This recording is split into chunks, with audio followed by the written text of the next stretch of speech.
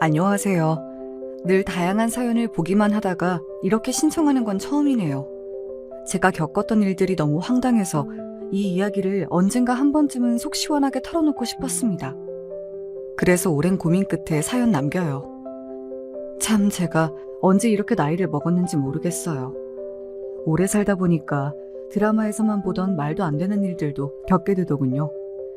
제 가족과 저에게 생겨난 일들로 인해 그동안 마음이 정말 찢어지듯 아프고 머리가 복잡했어요.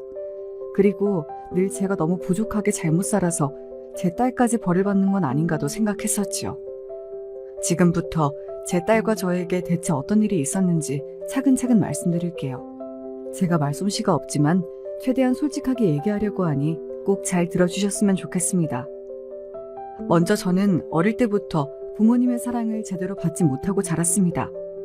집안 형편이 너무 어려워서 따뜻한 밥 한 끼 먹는 것이 소원이었고 부모님의 애정을 받아보지도 못한 채 가난하고 외롭게 자랐습니다. 제게는 오빠가 한 명 있습니다. 하지만 오빠는 어릴 때부터 문제를 많이 일으켰어요. 동네에서 친구들과 싸움을 일삼았고 점점 크면서는 도둑질까지 하게 되었죠. 오빠의 이런 행동으로 저는 어린 시절이 너무 힘들었어요. 저희 집이 가난해서 오빠도 불만이 많았겠지만 이렇게 정말 커서도 도둑질을 하는 범죄자가 될 줄은 몰랐거든요. 사실 오빠가 어릴 때는 이것도 일탈이겠지 생각하며 현실을 부정했었는데 제가 현실을 직시하게 된 날이 있습니다. 바로 오빠 때문에 부모님이 쓰러지신 날이었죠. 오빠가 동네 가게에서 돈을 상습적으로 돈을 훔치다가 현장에서 경찰서에 끌려갔고 이후에도 계속 크고 작은 물건들을 훔치고 폭행을 해 결국 감옥에 가게 되었습니다. 오빠가 감옥에 들어갈 때 부모님은 엄청난 충격을 받으셨고 결국 아버지는 심장마비로 쓰러지시고 말았습니다. 그때부터 저희 집안은 더 어려워졌고 저는 더욱 힘들게 살았지요. 그러다가 중매로 남편을 만나서 결혼하게 되었어요. 남편 월급이 많진 않았지만 반듯하게 일하는 사람이었고 성실하게 일하는 모습을 보며 저도 열심히 살아야겠다고 다짐했습니다. 오빠가 사고를 너무 많이 쳤기 때문에 저는 아들은 낳고 싶지 않았어요. 딸만 낳고 싶다는 늘 생각했었는데 안타깝게도 아들만 셋을 낳게 되었죠.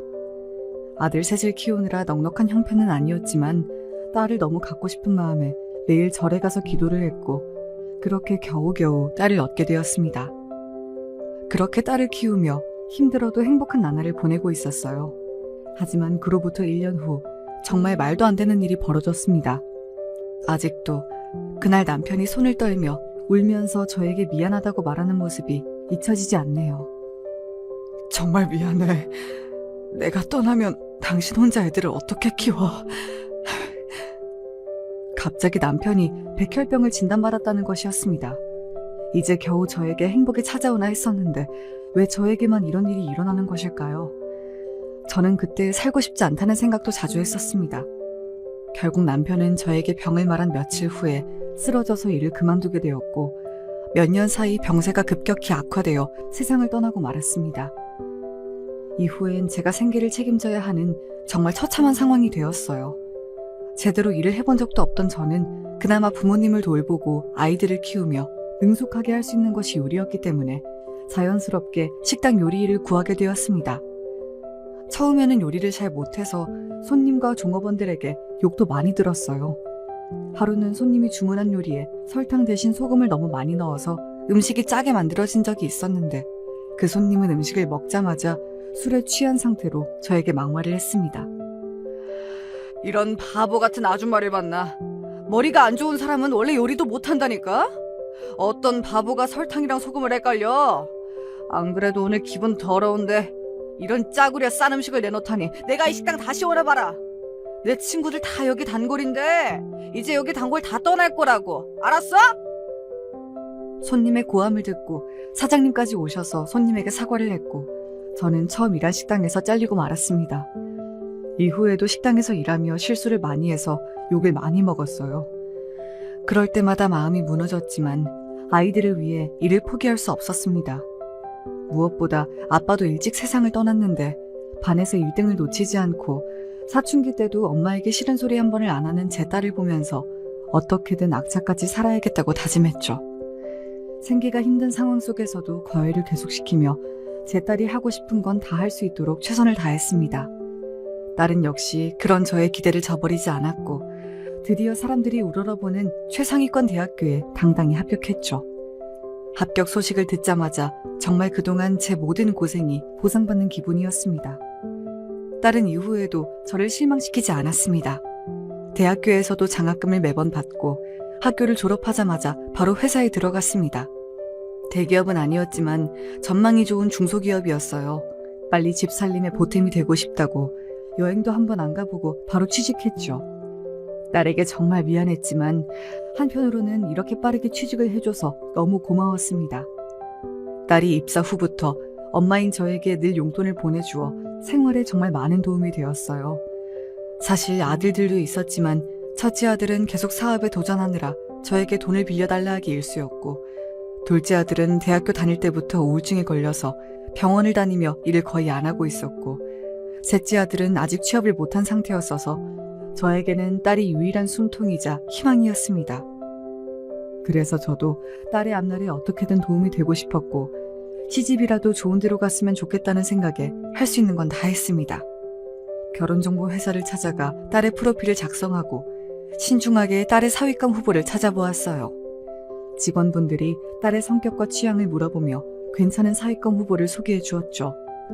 친척들이나 친구들에게도 딸의 좋은 점을 강조하며 형편이 좋거나 직업이 반듯한 사위감을 찾기 위해 노력했습니다. 그렇게 딸은 한 달에 2번 이상 제 부탁으로 계속 선을 보고 있었고 저는 늘 딸에게 이번에 나온 남자가 어떤 것 같냐고 물어보았습니다. 사람은 괜찮은데 결혼을 할 만큼인진 모르겠어. 엄마가 좋은 남편감 찾아주려고 하는 거 아는데 이런 대답만 해서 미안해. 이렇게 딸의 반응이 매번 아쉽긴 했지만 그렇다고 중매를 포기할 수 없었어요. 제 딸만큼은 결혼해서 정말 행복하게 살았으면 좋겠다고 늘 생각했었거든요. 그러던 어느 날 딸이 저에게 할 말이 있다고 했습니다. 딸이 이렇게 진지하게 저를 부른 적이 없었기에 당시 너무 걱정돼서 한숨도 못 잤어요. 내가 엄마한테 처음으로 미안한 이야기를 해야 할 것 같아. 나 앞으로 선 안 볼래. 선을 왜 안 봐? 혹시 결혼을 안 하고 싶은 거니? 이 얘기를 꺼내면서도 한편으로는 딸이 정말 결혼하기 싫다고 하면 어쩌나 속으로 너무 긴장되었어요. 그동안 열심히 살아서 이제 지쳐서 결혼을 하고 싶지 않은 건가? 아니면 결혼해서 힘들게 사는 엄마를 보며 결혼 생각을 접은 건가 등 짧은 순간에 너무 많은 생각이 머릿속을 스쳐 지나갔습니다. 다행히 제 딸은 이번에도 저를 실망시키지 않았어요. 그런 거 아니야, 엄마. 사실 회사에서 계속 만나자고 하는 사람이 있어. 그 사람 진지하게 만나보려고 해.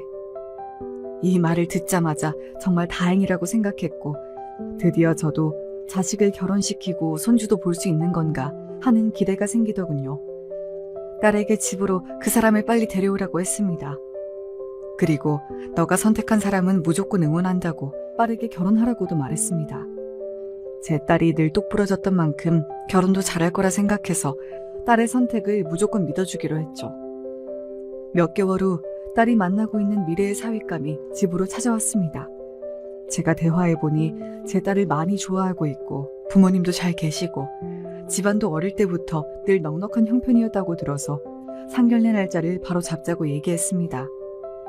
지금 생각해보면 아무리 공부를 잘했어도 사람을 만나는 거나 결혼은 또 다른 문제인데 조금 더 오래 만나보라고 했어야 하나, 제가 사돈이 어떤 사람인지 더 잘 알아봤어야 하나 그런 생각도 듭니다.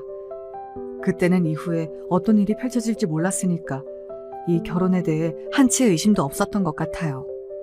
지금 생각하면 더 신중하지 못했다는 게 아쉽습니다. 이후 시간이 흘러 상견례 날이 되었고 저는 그날도 잔뜩 긴장하며 잠에 들었습니다. 식당 일도 빼고 사돈에게 잘 보이기 위해 비싼 옷도 샀습니다. 그리고 드디어 사돈을 만났죠.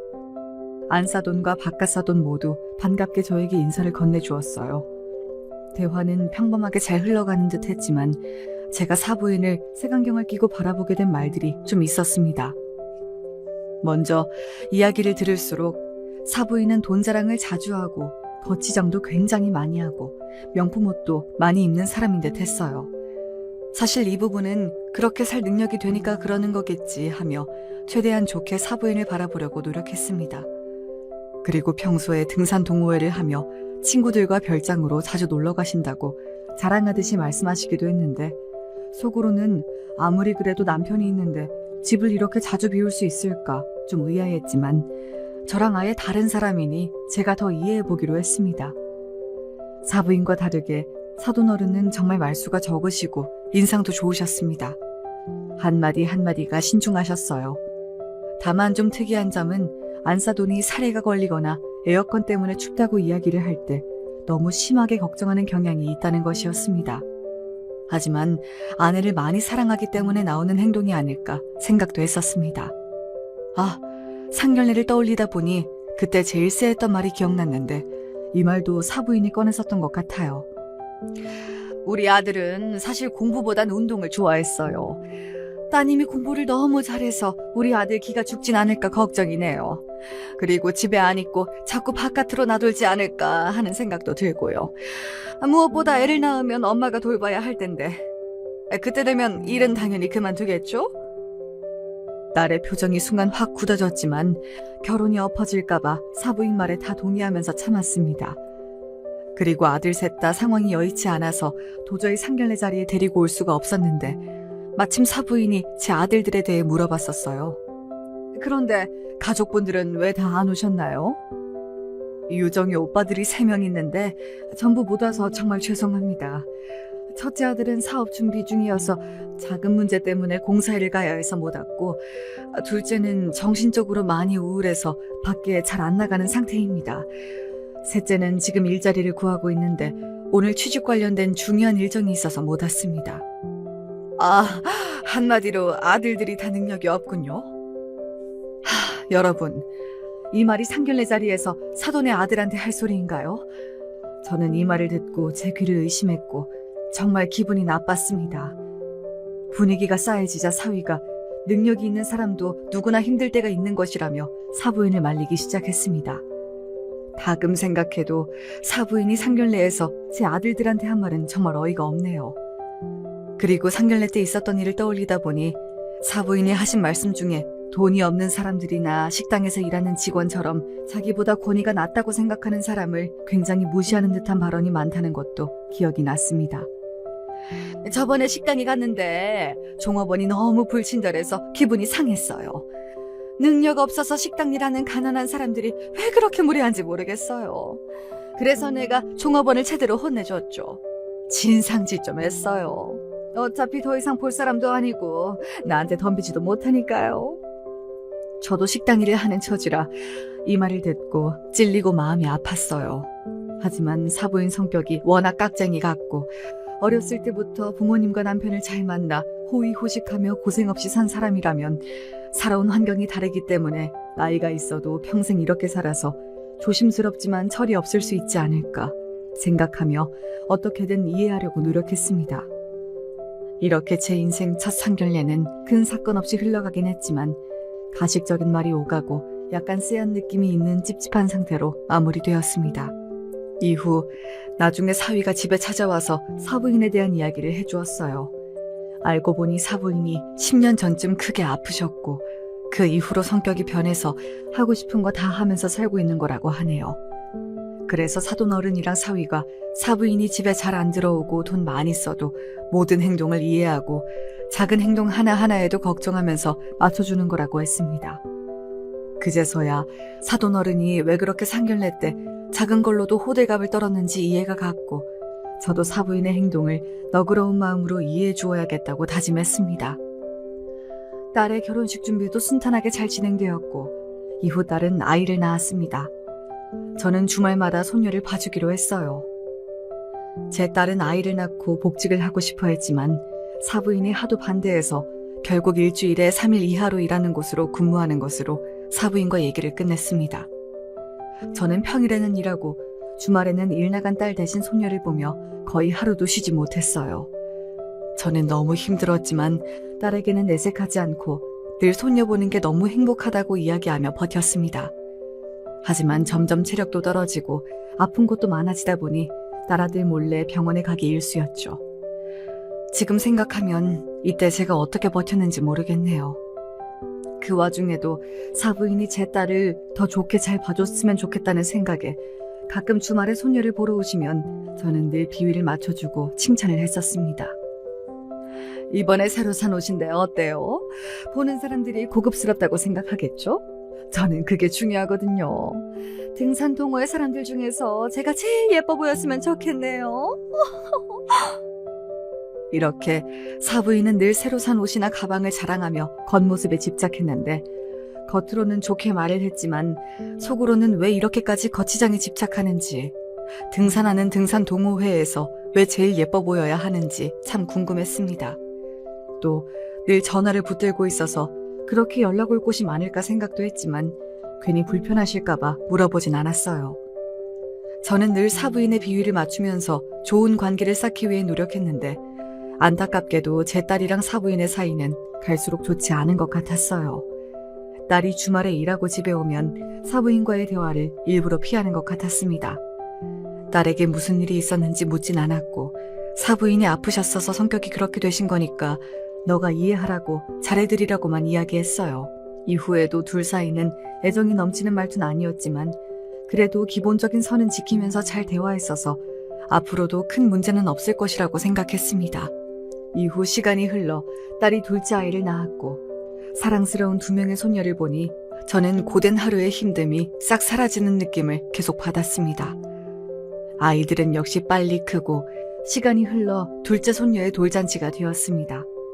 그리고 그날 정말 충격적인 생각지도 못한 일이 일어났어요. 지금 생각해도 심장이 요동치네요. 사부인이 글쎄 돌잔치에 온 그 많은 사람들 앞에서 제 딸에게 굴욕적인 망신을 줬습니다. 솔직히 돌잔치에서 왜 그런 이야기들을 꺼냈는지도 전 이해가 안 돼요. 여러분도 이 이야기를 돌잔치에 꺼내는 게 옳은 일인지 한번 판단해 보실래요?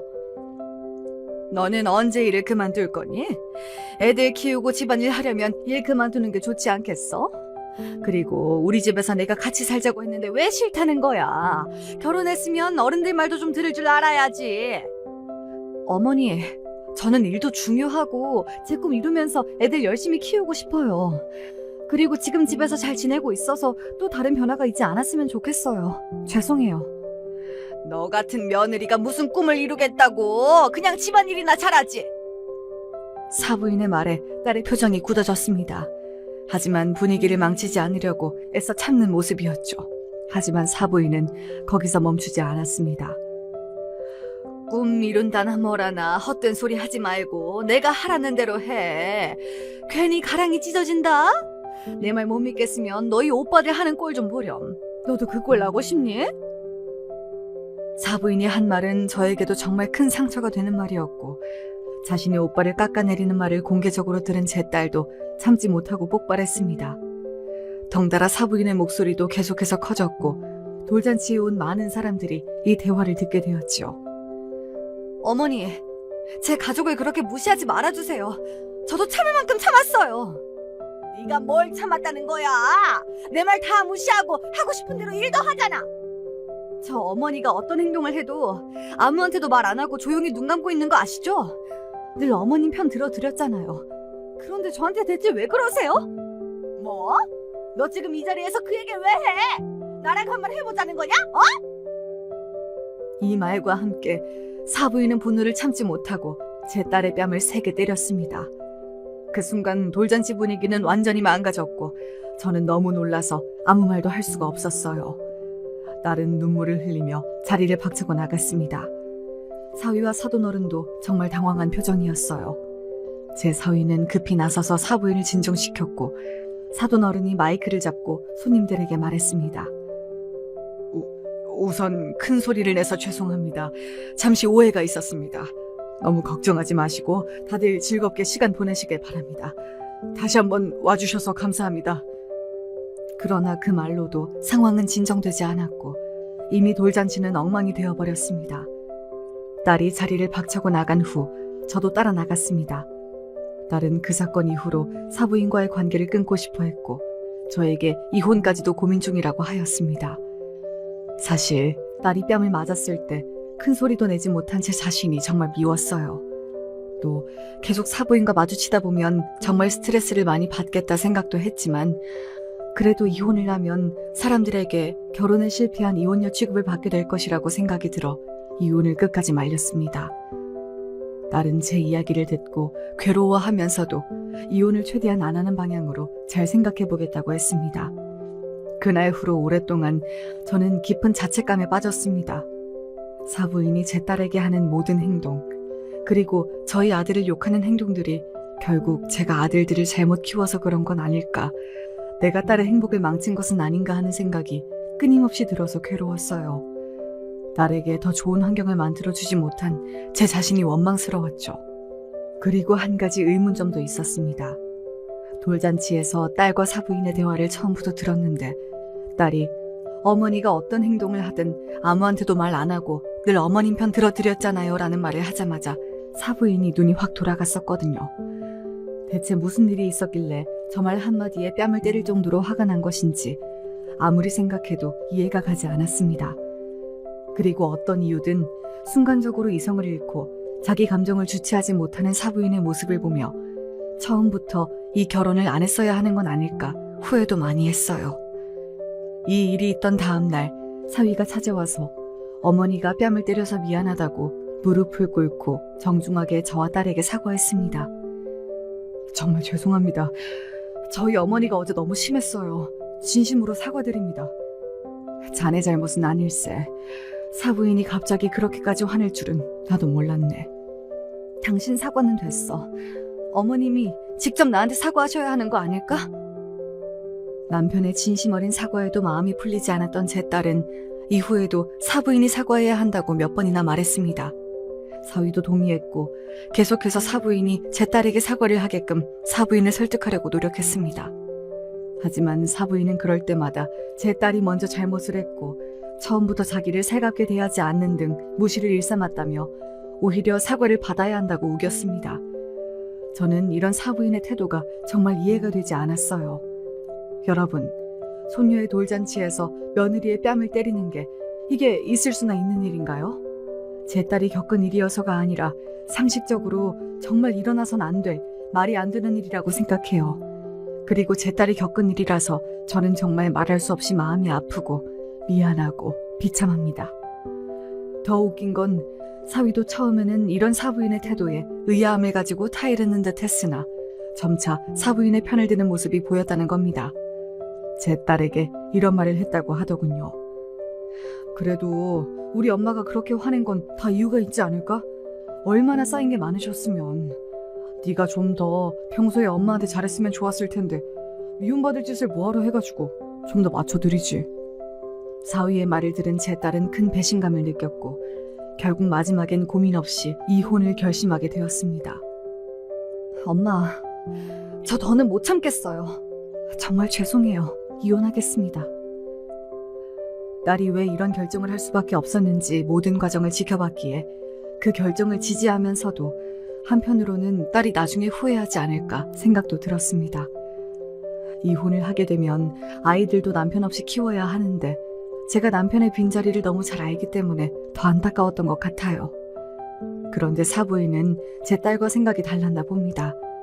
이혼을 못하게 막았다네요. 나중에 사위한테 들었는데 사부인이 동호회 사람들이나 친척한테 아들이 이혼했다고 얘기할 수 없어서 이혼은 절대 안 된다고 말했다네요. 참, 이 상황에서도 자식 걱정보다는 사람들에게 보여지는 자신의 체면밖에 생각을 안 한다니 정말 위선적인 사람이라고 느꼈습니다.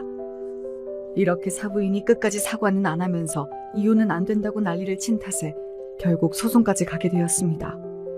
사부인은 절대 양육권 싸움에서 지면 안 된다고 자신의 아들에게 신신당부를 했고 말도 안 되는 일을 꾸민 탓에 어린 손녀들까지 이 과정에서 큰 상처를 입게 되었습니다. 사실 제가 옆에서 지켜봤을 때 제 딸은 자기가 낳은 딸들을 정말 사랑하는 좋은 엄마였습니다. 저는 당연히 아이들이 엄마랑 살고 싶어 한다고 생각했어요. 하지만 아이의 입에서 나온 말은 충격적이었습니다. 할머니, 나 아빠랑 살고 싶어요. 엄마랑 있으면 힘들어요. 딸이 얼마나 아이들을 사랑하는지 알기에 가슴이 철렁했고 대체 어떤 일이 있었길래 엄마랑 있으면 힘들다는 말을 하는지 할머니로서 죄책감이 느껴졌습니다. 딸은 자신이 주말에 일하느라 같이 놀러도 자주 못 가고 평소에도 늘 집안일이랑 일을 하다 보니 아이들과 충분히 시간을 보내지 못해서 이런 일이 생겼다고 자책하며 눈물을 흘렸습니다. 결국 제 딸은 첫째 아이를 아빠한테 보냈고 아직 어린 둘째 아이만 키우기로 했습니다. 이 일로 딸은 정신과 상담을 받으며 약을 먹게 되었어요. 저는 표정이 이렇게 어둡고 삶의 의욕이 없는 딸의 모습을 처음 봤습니다. 그렇게 하고 싶어 하던 일도 그만두고 집에만 있더라고요. 그런 딸의 모습을 보며 정말 마음이 아픈 걸 넘어서 심장이 쪼여 들어가는 기분이었습니다. 늘 속 썩이는 일 없이 잘 달려왔던 제 딸이 이렇게 이혼하고 무너지는 모습을 지켜보는 건 정말 제가 아픈 것보다 훨씬 힘들었어요. 병원에서 상담을 꾸준히 받으며 딸의 상태가 조금 나아지길 바랬지만 딸은 시간이 지날수록 눈에 띄게 더 지쳐 보였습니다. 또 일을 하지 않고 집에 있는 게 눈치가 보였는지 저에게 이런 말을 했습니다. 엄마, 선생님이 그러는데 나 아직 많이 힘들대요. 지금 당장은 쉬어야 할 것 같아요. 집안에 도움이 못 돼서 미안해요. 저는 딸에게 절대 미안해하지 말고 이번 기회에 마음이 회복될 때까지 푹 쉬라고 했습니다.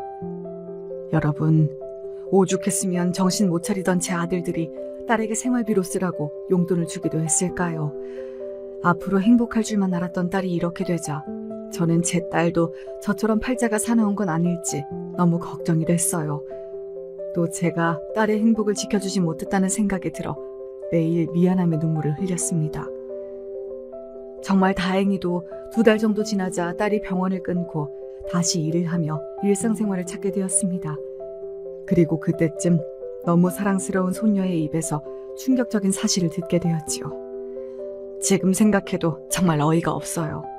알고 보니 사부인이 아이의 유치원에 찾아가서 엄마에 대한 욕을 한 것입니다. 엄마는 너랑 노는 게 즐겁지 않고 힘들어서 일하러 간 거야. 할머니랑 아빠는 예빈이랑 노는 거 제일 좋아해. 봐봐, 할머니는 이렇게 일도 안 하고 예빈이 데리러 오잖아. 이런 식으로 은근히 아이가 아빠와 살도록 조종한 것이었습니다. 아이는 그 말을 믿고 점점 엄마를 미워하게 되었고 결국 엄마와 살기 싫다는 말을 저에게 하게 된 것이었습니다. 이 사실을 알자마자 저는 바로 딸에게 이야기해 주었습니다. 놀라지 말고 들으렴.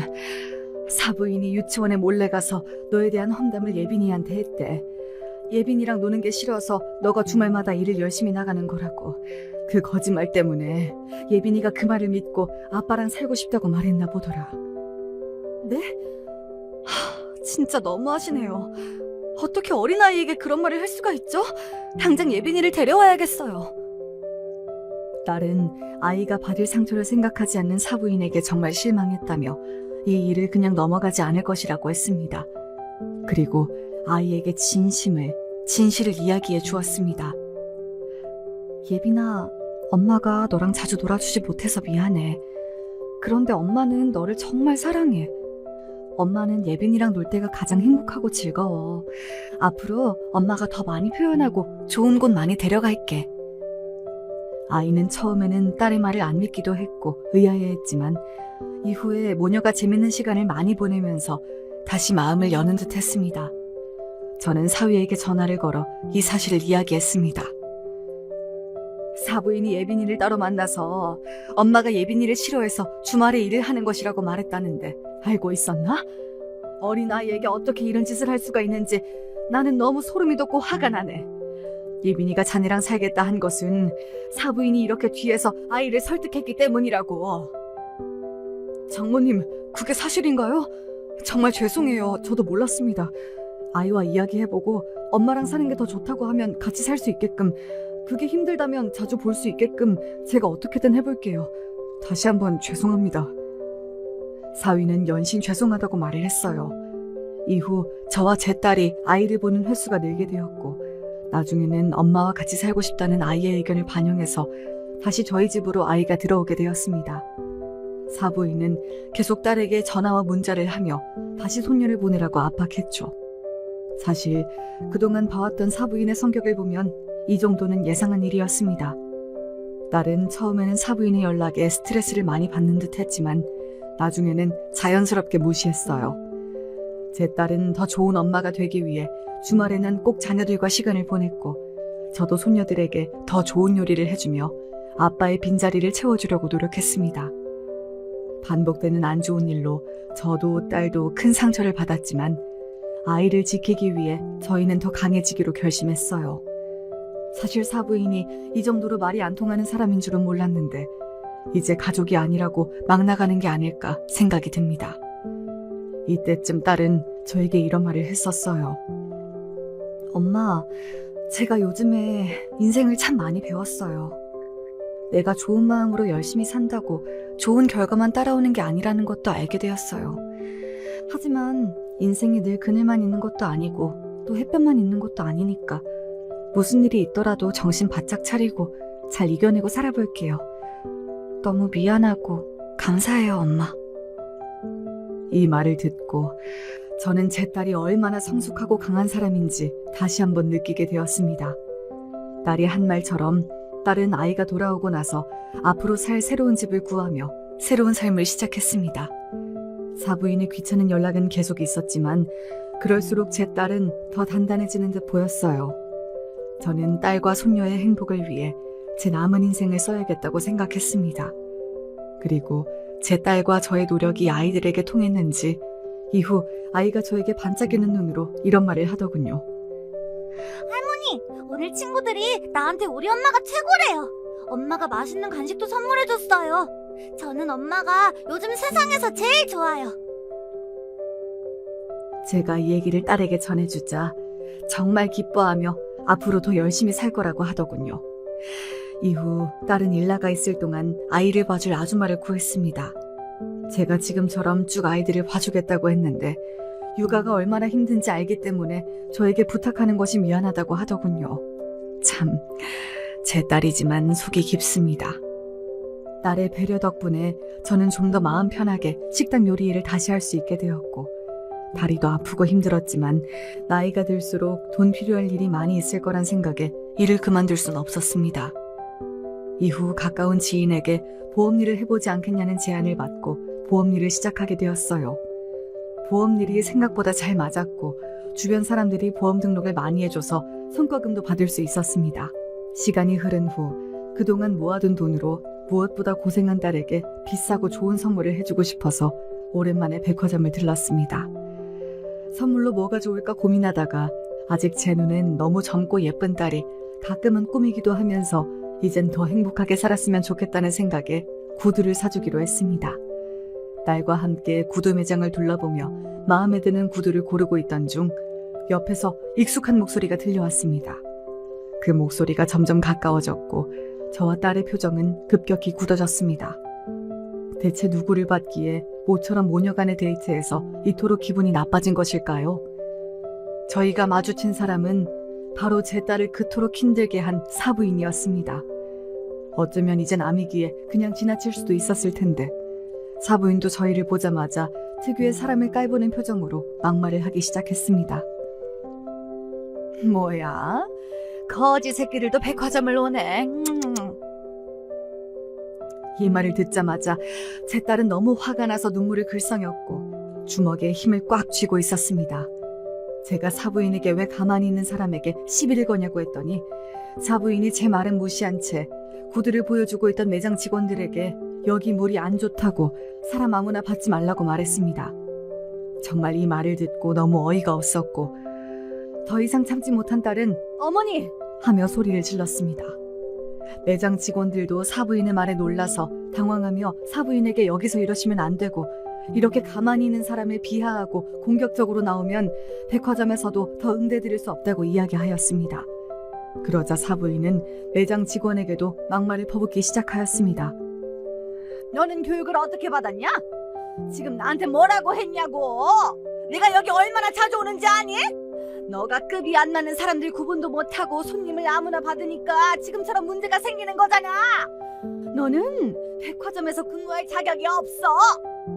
이 말을 들은 매장 직원은 화가 나는 걸 떠나서 상대할 가치가 없다는 듯이 헛웃음을 터뜨리며 요즘에 이렇게 말도 안 되는 이야기를 하는 고객님은 자기도 처음 봤다고 더 이상 안 참을 테니 막말은 그만하라고 말하였습니다. 이후에도 사부인이 막말을 계속하자 싸움 구경을 보기 위해 사람들이 몰리기 시작했죠. 여러분, 말로만 들어도 이 상황이 정말 정신없고 화가 나지 않나요?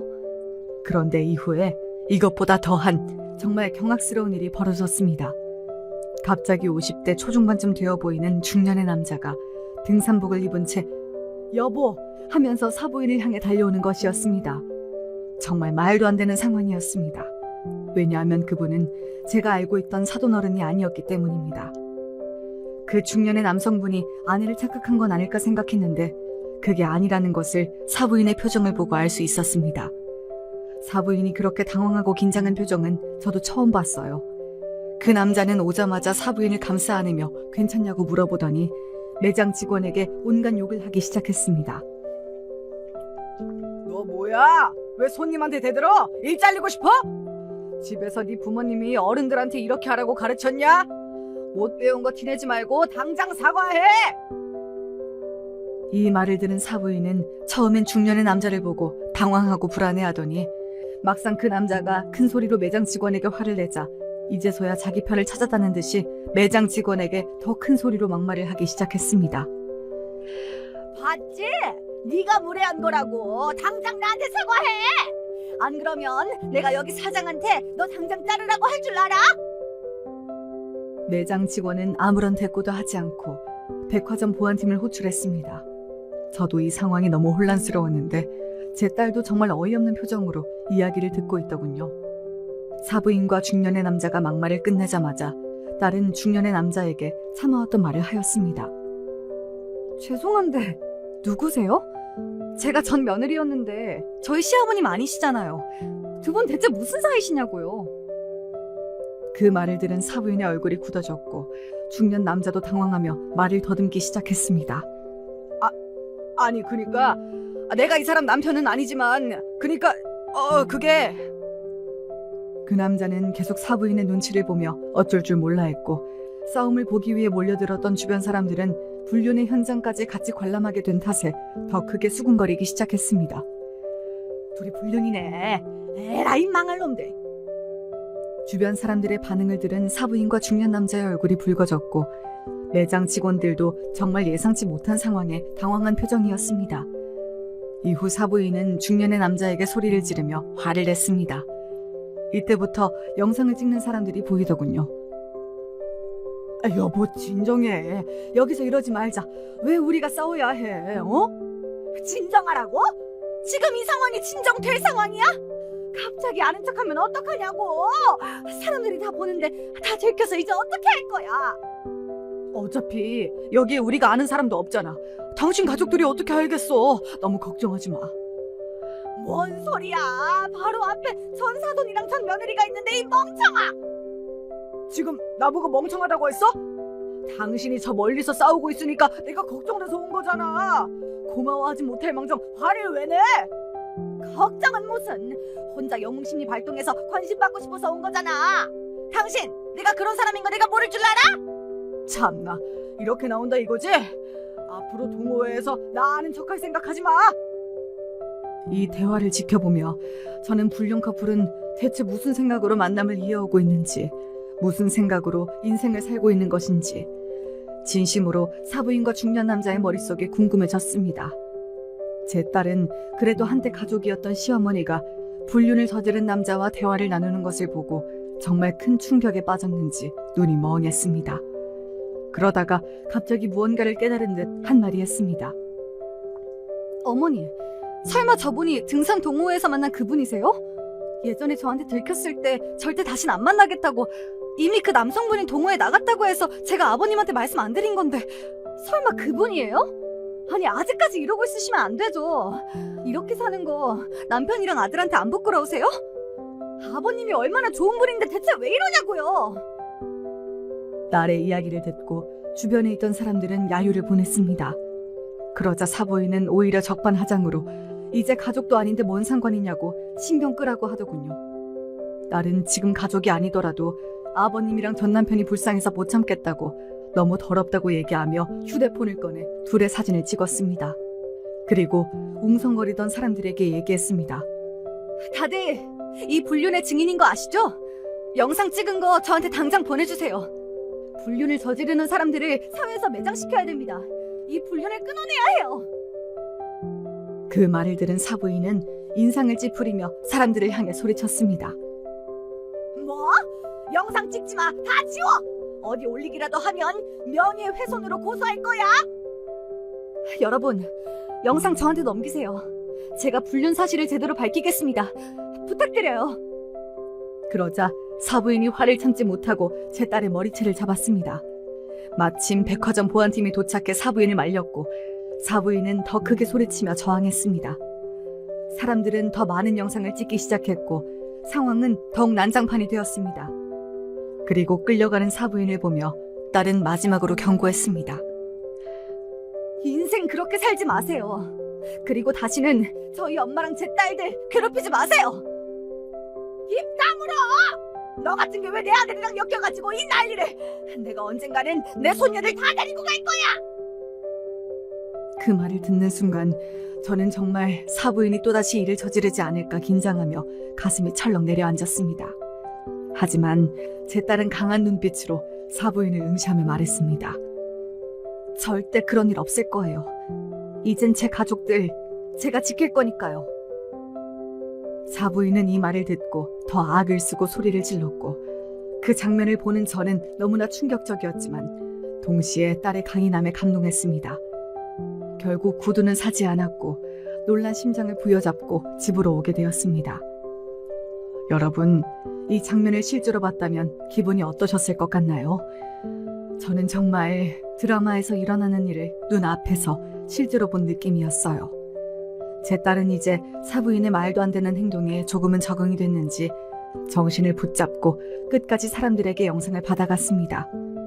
이후 집에 와서 사부인의 불륜을 말해야 할지 말지 굉장히 고민하고 있는 눈치였어요. 저는 딸에게 언제부터 이 사실을 알고 있었냐고 물었습니다. 사실 돌잔치에서 어머님이 막말하기 전부터 알고 있었어요. 제가 어머님의 불륜 사실을 알고 있어서 저를 더 싫어했던 것 같아요. 그때부터 이혼해서 제가 나가길 바랬던 건 아닐까 싶기도 해요. 이 이야기를 듣고 사람 대 사람으로 사부인에게 소름이 돋았습니다. 그리고 제 딸은 오래 고민하다가 이 영상을 사돈 어른에게 보냈습니다. 사실 사위랑 소송까지 하면서 안 좋게 이혼하긴 했지만 사위도 사돈 어른을 닮아서 가정적이고 좋은 남편이었다고 딸에게 늘 들었어요. 아마 그래서 제 딸도 이 사실을 더 이상 숨길 수 없다고 판단했던 것 같아요. 딸은 엄마 때문에 아내랑 이혼하게 된 사위랑 아내가 바람 피우는 줄도 모르는 사돈 어른 둘 모두 불쌍하다고 생각하고 있는 것 같았습니다. 제가 너무 궁금해서 후기를 딸한테 물어봤는데 딸이 사돈 어른께 개인톡으로 백화점에서 있었던 영상을 보내자마자 한바탕 사돈집이 난리가 났다고 합니다.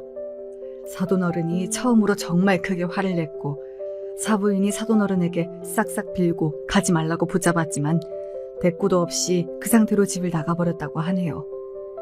하긴 아무리 착하고 좋은 사람이라도 배우자의 바람을 용서할 순 없을 거예요.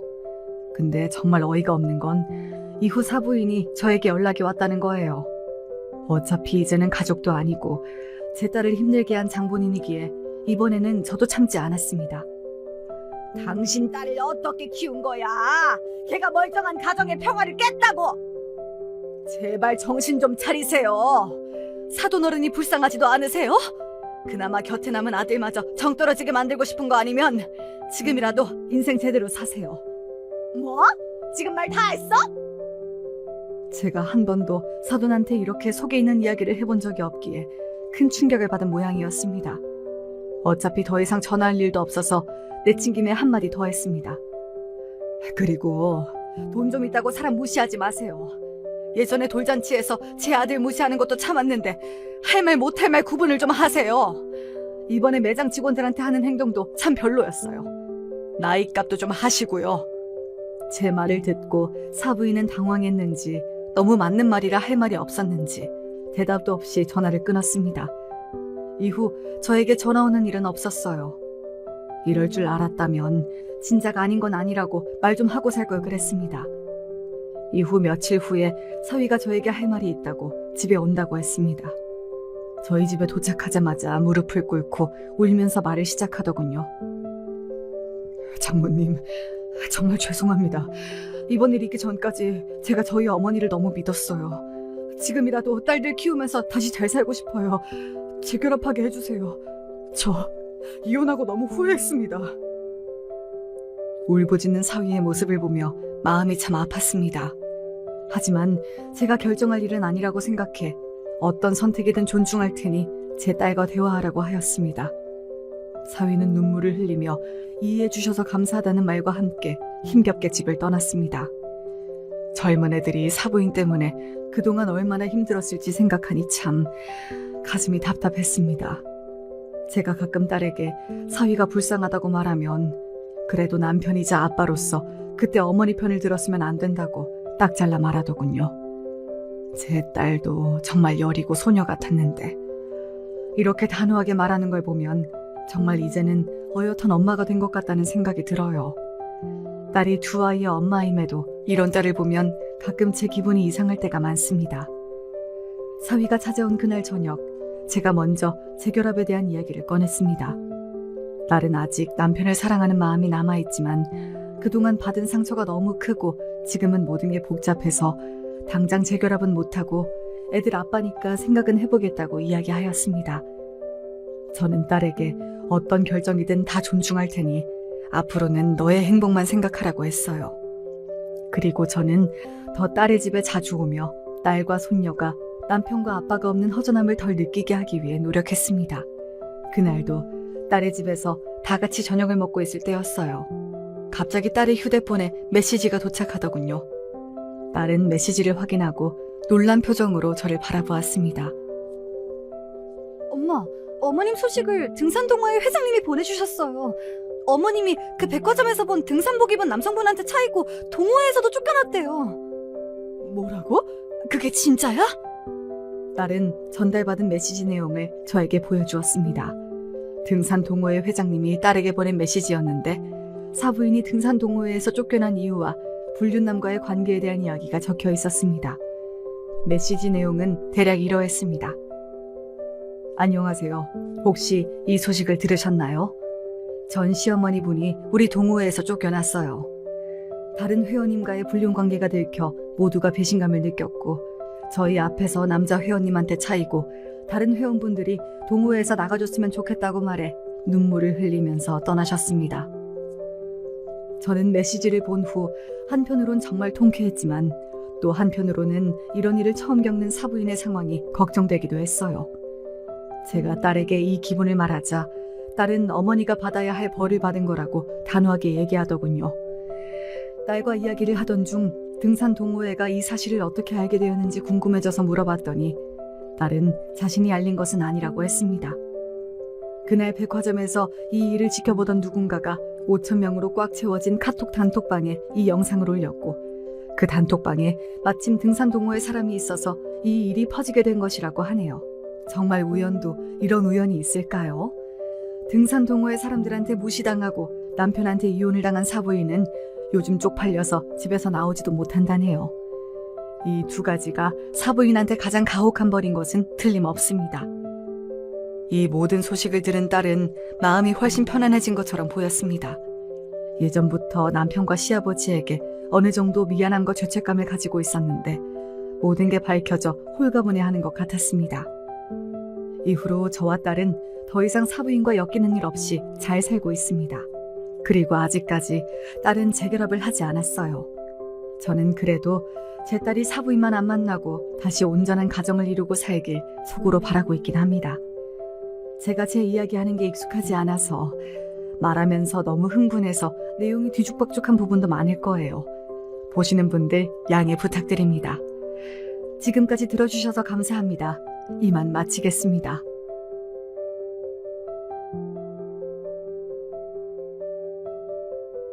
안녕하세요. 제가 유튜브에서 가장 많은 시간을 할애하는 것이 바로 삿바 채널을 경청하기인 것 같습니다. 다른 분들이 어찌 살아오셨는지 삿바 채널을 통해서 아주 편하고 즐겁게 접할 수 있어서 이토록 기술이 좋아진 세상에 감사한 마음도 든답니다. 그다지 멀지 않은 미래에 세상이 이토록 바뀔 것이라곤 어렸을 적에 상상도 못했던 듯 싶어요. 왜냐면 전 촌놈이었거든요. 따라서 저의 오랜 지기들도 다 함께 촌놈들이었습니다. 다들 엇비슷하게 살았던지라 동네에서 너나 할 것 없이 다 친하게 지냈던 시절이었어요. 코올리게 어린 시절은 특히나요. 그랬었는데 어쩌다 보니 성격이라든지 노는 방식이라든지 이런 게 가장 비슷한 셋이서만 똘똘 뭉치는 것으로 변해갔습니다. 나름 삼총사였네요. 거의 1년여를 삼총사끼리만 쏘다녔는데 구조의 변화가 일어났던 건 저희가 초등학교 5학년 때였습니다. 사실은 국민학교로 불리던 시기였죠. 전 국민학교를 나온 학생이었건만 초등학교로 명칭이 바뀐 지가 하도 오래돼서 그런가 이쪽이 입에 더 잘 붙네요. 여러분 중에서도 저 같은 분 있으신가요? 제 주변의 지인들은 대체로 초등학교라고 많이 말하고 가끔 국민학교를 혼용해서 사용하더군요. 이래서 제 지인인가 봅니다. 끼리끼리예요. 또한 신기한 점은 제가 유독 제 나이를 곧장 헷갈리곤 하는데 제 지인들도 거의 이럽니다. 몇 년생인지 무슨 띠인지 이렇게만 바로 나이를 대답할 줄 알지 정확히 몇 살인지 바로 대답하는 경우가 없어요. 제 주변만 이러는 게 아니고 혹시 여러분도 이와 같으신지 궁금해지네요. 아무튼 나이가 들어갈수록 이런 부분들이 생기는 것 같아요. 나이 계산이 서툰 것에 이어서 조금은 부끄러운 얘기지만 전 이날 이때껏 살면서 많다고 자부할 인연들을 만들진 못했습니다. 제가 아무래도 마당발이 되기엔 부족한 제목이었기 때문이겠죠. 그러나 대신에 제가 막역하게 가깝다고 생각하는 인연들이 소수 존재하는 것에 감사한 지난 날이었습니다. 그 감사함의 저변에는 기본적으로 신뢰라는 것이 바탕이 되어 있었을 줄로 여겨집니다. 그러니 제가 인생에서 최고로 충격을 받는 일이 바로 인간관계에서 발생을 하게 되었던 것이겠죠. 초등학교 5학년 때 삼총사 셋이서 모두 한 반이었던 바로 그 반에 누가 전학을 왔습니다. 다들 아시겠지만 예전엔 학급마다 학생들 머릿수가 촌동네임에도 굉장히 썼습니다. 그래서 전 그 전학생이 얼른 새 친구를 사귀지 못하고 계속 겉도는 것이 이상해 보였던 듯 싶어요. 저 자식은 제법 생김새도 멀끔한데 왜 친구를 못 사귀지? 멀끔해서 다들 재수없는 자식이라고 생각하는 건가? 그런데 알고 보니까 다들 전학생을 기피했던 게 아니었어요. 반대로 그 전학생이 아무하고도 안 친해지려고 한 게 문제였던 겁니다. 그 전학생은 이곳으로 결코 전학을 오고 싶지 않았는데 집안 사정으로 어쩔 수 없이 온 거기 때문에 무척 속상해하면서 계속 울적해하고 있었단 모양이었습니다. 그 내막을 알고서 삼총사 중에 가장 쾌활했던 김진수가 큰 목소리로 이렇게 말했었죠. 뭐야, 성격이 왜 저러냐? 어울려 놀기 힘들다. 그러자 큰 외침을 들은 그 전학생이 모른 척 넘기지 않고 즉각 발끈하더군요. 웃기지 마라. 누가 너희들로 놀아달라고 했냐? 제법 성질이 있는 모양이었습니다. 저희끼리 호호하며 신기했었죠. 그 전학생은 저희 삼총사를 무섭게 째려봤습니다. 그리고 나서 얼마 후 학교에서 단체로 서울 나들이를 가게 됐어요. 과연 장소가 어디였던지 혹시 예측이 가능하실까요? 목적지는 바로 남산타워였습니다. 당시엔 그게 굉장히 엄청난 여행지라고 생각되었던 곳이기 때문이죠. 촌동네에서 거길 가게 됐는데 여러분 모두 아시겠지만 우리나라 고속도로 같은 게 나날이 발전한 거지 원래부터 삐까뻔쩍하고 길이 여러 방면으로 잘 나있고 그러지 않았습니다. 그런데 당시의 일정이 무려 당일치기였던 거예요. 지금 생각하면 웃길 따름입니다.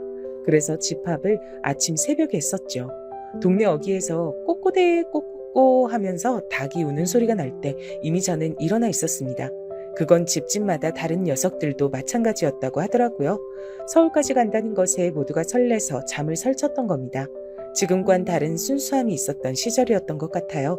저마다 도시락을 꼭 싸들고서 집합한 뒤 버스를 탔죠. 근데 제 눈에 전학생이 어쩔 줄 모르는 듯한 모습이 보인 겁니다. 버스를 타면 당연히 짝이 필요하잖아요. 둘씩 앉으니까요. 전 일단 삼총사 중에 2명이 같이 앉도록 제가 양보를 해서 혼자 자리한 상황이었습니다. 갈피를 잃은 전학생의 눈동자를 확인하고 저도 모르게 손을 흔들었죠. 야, 너 이쪽으로 얼른 와서 앉아. 우리 오늘 다 같이 다니자.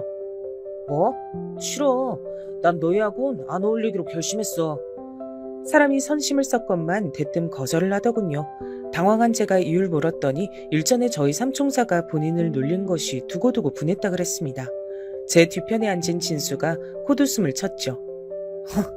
저 자식 크게 삐졌나 봐. 또 놀림을 받자 그 전학생의 얼굴이 일그러졌는데 공교롭게도 그 순간 선생님께서 버스에 오르시며 눈을 부릅뜨셨습니다. 아직도 자리에 안 앉고 있는 놈은 대체 뭐하냐면서 그 전학생의 머리통을 후려치셨어요.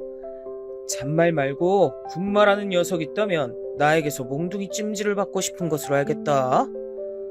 순식간에 눈앞에 별이 보인 전학생은 해롱해롱해져선 제 옆자리에 앉았습니다. 불만이 가득한지 혼자서 한참을 투덜거리길래 제가 넉살 좋게 먼저 인사를 건네줬죠. 삐진 거 있어도 풀어. 잘 지내보자. 잘 안 지내면 어차피 너만 손해야. 그러자 정말 의외로 그 전학생의 표정이 누그러지는 게 보이더군요. 그래, 알았어. 전 그렇게 말한다면 어쩔 수 없지. 잘 지내줄게. 너 김태용이지? 아니, 권태용이거든? 누구 맘대로 날 김씨로 만드는 거야. 김씨는 우리 뒷자리 두 놈들이 김씨고. 아, 넌 최씨지? 최인철, 우리 오늘부터 친구 된 거다. 뭐? 최인철이 아니라 최민철이거든? 너야말로 누구 맘대로 내 이름 바꿔 부르는 거야. 우리 할아버지가 열흘 밤낮을 고민해서 지어주신 게 내 이름이야. 그래? 나는 우리 할아버지뿐만 아니라 할머니도 같이 머리 맞대고 한 달 내내 고민해서 내 이름 지어주셨는데 권태용이 그렇게 해서 나온 엄청난 이름이야. 제가 씩씩하게 말을 받았고 당연히 농담이었습니다. 그러자 그 전학생, 아니 최민철이 정말 어처구니가 없단 표정을 지었던 모습이 유달리 선명하게 기억나네요. 입이 풀려서 이런저런 대화를 하며 갔습니다. 유쾌한 길이 됐다고 생각했지만 다른 학급의 친구들을 태우고 앞에서 먼저 가던 버스가 사고가 나고 말았어요. 갑자기 끼어든 승용차와 박았다고 했던 것으로 기억나네요. 다행히 인명사고는 없었고 가벼운 접촉사고였는데 문제는 그 사고 현장을 미처 보지 못하고 달려온 다른 차가 사고를 일으키는 비극이 벌어졌던 겁니다. 도로가 아주 꽉 막혀버렸어요. 한참을 오도 가도 못했고 화장실 가고 싶다며 얼굴이 노래진 친구들도 덜어 생겨났었죠. 난장판이었습니다. 그때는 버스 안에서 환장하는 줄 알았는데 지나고 나니까 전부 추억이란 이름하에 놓인다는 것이 신기할 따름이네요. 일정보다 3시간 이상이나 늦게 남산타워에 도착하게 됐고 신기해하고 좋아할 여유도 없었죠. 당시에 학생들에게 전부 모자를 쓰고 오라고 했었더랬죠. 학생들을 쉽게 구분하고 쉽게 찾을 수 있도록, 되도록이면 밝은 색으로 말입니다. 남산타워에 기대가 무척 컸던 어떤 친구 한 명이 자기 모자로 눈물진 얼굴을 벅벅 닦던 모습이 생각나네요. 그 친구는 버스 안에서 오줌을 살짝 지르기도 했던 바였어요. 선생님께서는 지금 당장 모여 앉아서 도시락 먹으라고 지시하셨고 모두가 허겁지겁 먹어댔죠. 최민철의 도시락이 가장 그럴싸했습니다. 단박에 눈길이 가더군요. 그런데 최민철이 선뜻 이런 말을 해서 절 놀라게 만들었어요. 야, 서로 바꿔 먹고 나눠 먹고 그렇게 하자. 어때? 당연히 거절할 이유가 없었죠. 삼총사가 신이 나서 최민철의 도시락을 빼앗아 먹었어요. 잠시 후 최민철은 자기 주머니에서 뭔가를 부스럭거리더니 모자로 눈물을 닦던 친구에게 슬쩍 다가가서 그걸 건네고 돌아왔습니다. 뭐였냐 물어보니까 먹을 것이었다고 하더군요. 원래 최민철 이 전학생 자식 좀 봐라. 굉장히 좋은 자식이었잖아. 그날 저를 포함한 삼총사가 동시에 그렇게 생각했어요. 이튿날부터 저희는 삼총사가 아니라 사총사가 됐습니다. 그리고 기존의 삼총사 녀석들에겐 비밀이었으나 저는 최민철, 이 녀석이 금세 가장 좋아졌습니다. 왜냐하면 매번 안 그런 척 툴툴대면서도 남을 배려하는 모습이 인상 깊었기 때문입니다. 그리고 사람은 누구나 인정받고 싶은 욕구가 기본적으로 있다고 하던가요? 최민철도 그랬었나 봅니다. 아닌 척하면서 배려를 발휘하면 최민철의 모습은 성격 나쁜 놈들의 눈엔 하는 짓이 재수없다 이렇게 보일 만도 했거든요. 그럴 때마다 제가 그런 놈들에게 한결같이 너나 잘해라 대꾸해 주었습니다. 싸움의 공식 중에서 선빵을 치면 필승이다 라는 말도 있지 않습니까? 제가 기세 좋게 확 대꾸하면 상대가 흠칫해서 금세 꼬리를 말곤 했습니다. 그런 저를 최민철은 신기해했고 고마워했으며 자기 자신을 알아주는 저를 점차 편하게 생각하기 시작했죠. 어느 날은 최민철이 처음 전학 왔을 때의 감상 같은 걸 제가 들려주었고 반대로 최민철은 그때의 자기 기분을 얘기해줬습니다. 그리고 그날 저희 두 사람은 최고 절친이 됐죠. 사총사 안에서도 가장 서로가 잘 통하는 사이가 된 것이었어요. 처음엔 이렇게 잘 통하는 친구 사이가 될 줄 몰랐던지라 의외면서 신기했습니다. 최민철과 노는 것이 특별히 즐거웠던 것도 아니에요. 그 녀석은 대체로 좀 섬세하고 조용조용한 면이 강했거든요. 전 그렇지 않았고요. 노는 것에 잘 통하긴 어려웠습니다. 그럼에도 이상하게 같이 있음 편했습니다. 아무 말하지 않고 침묵을 한참 지키고 있어도 어색하지 않았고요. 중학교에 가서 친하게 지냈어요. 시커먼 남자놈들만 득실하던 중학교에서 최민철처럼 감성이 뭔가 섬세한 녀석은 쉽게 재수없단 평가를 듣기 일쑤였죠.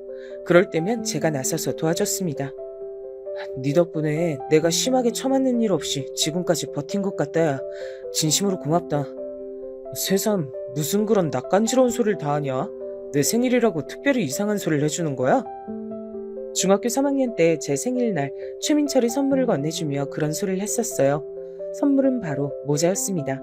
아주 폼나는 모자였어요. 비싼 거였거든요. 너무 좋아서 바로 모자를 써봤고 그날 찍은 사진 속에서 전 모자 아래로 드러난 인매로 진한 호선을 그리고 있었습니다. 많이 기뻤거든요. 초반부터 눈치를 챈 바였으나 최민철은 집안 형편이 꽤 괜찮았습니다. 그걸 가지고 자랑질을 하거나 유세를 떠는 녀석은 아니었죠. 그래서 전 최민철이 더욱 마음에 들었어요. 그런 저를 최민철은 꿰뚫고 있었기 때문에 고등학교 때부턴 학교가 갈라졌지만 서로를 생각하는 우정만큼은 여전했답니다. 최민철은 고등학교에 진학하면서 이사를 갔어요. 때문에 거리가 멀어질 수밖에 없었죠.